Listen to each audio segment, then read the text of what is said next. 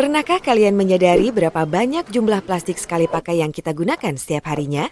Mulai dari tas belanja plastik, sedotan plastik, kemasan makanan dan minuman, serta masih banyak lagi produk berbahan dasar plastik yang lainnya. Lalu, kemanakah semua sampah plastik yang kita gunakan itu berakhir?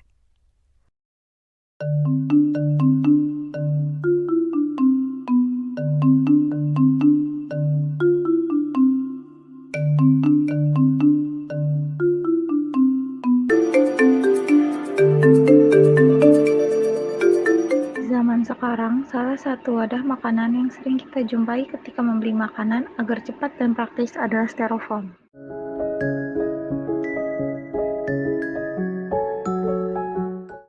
Banyak penjual yang menggunakan bahan styrofoam untuk membungkus makanan tanpa tahu apa akibat yang akan ditimbulkan.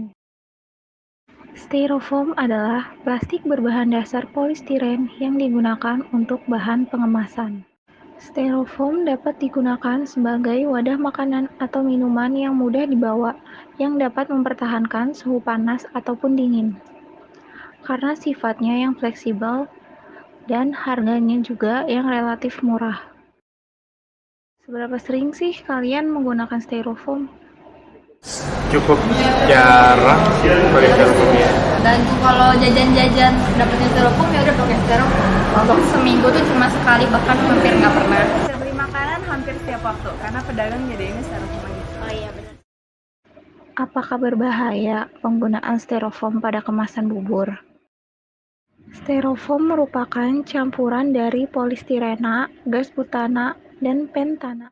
Polistiren adalah polimer hidrokarbon aromatik sintetis yang terbuat dari monomer yang dikenal sebagai stirena. Selain itu, styrofoam memiliki kandungan monomer, antara lain stirena, benzena, dan formalin. Interaksi apa sih yang terjadi antara styrofoam dengan kemasan bubur? POM mengatakan bahwa di dalam styrofoam itu kandungannya setelah diteliti dia kurang dari 5.000 part per million atau 5.000 bagian dalam 1 juta. Dan itu masih aman untuk digunakan sebagai wadah makanan. Tak atau mitos ya kalau katanya styrofoam aman digunakan berulang kali. Itu adalah mitos.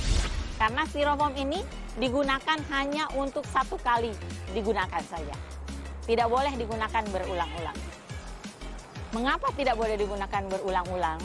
Karena bahan ini kalau kita raba, ini kan gak licin. Sehingga apabila digunakan menyimpan makanan, dia pasti akan ada sisa-sisa makanan yang masih ada. Nah, sisa-sisa makanan ini apabila digunakan ulang, ini sudah nanti akan bercampur dengan bahan yang berasal dari styrofoam ini. Tapi katanya styrofoam berbahaya bila digunakan untuk membungkus makanan dalam kondisi panas.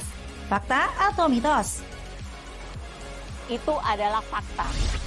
Mengapa demikian? Pada suhu panas, bahan styrofoam ini dia terbuat dari suatu bahan yang apabila dipanaskan, bahan tersebut akan terlepas, kemudian dia akan bercampur dengan makanan. Kemudian kita yang mengkonsumsi akan mengkonsumsi makanan yang sudah bercampur dengan bahan yang dari styrofoam tersebut.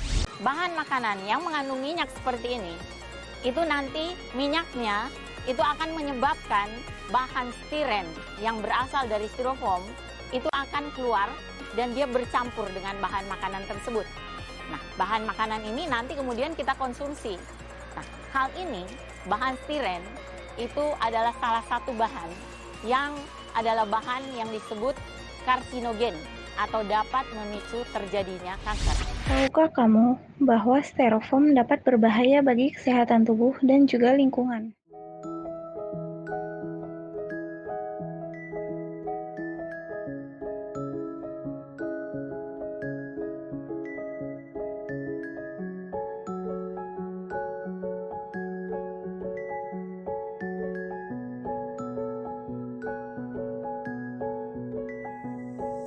Cara aman menggunakan styrofoam.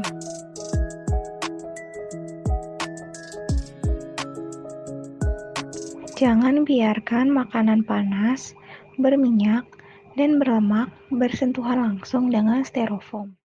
Anda bisa memberikan plastik atau daun pisang sebagai pelapis dari styrofoam. Jadi, apakah kalian masih ingin menggunakan styrofoam?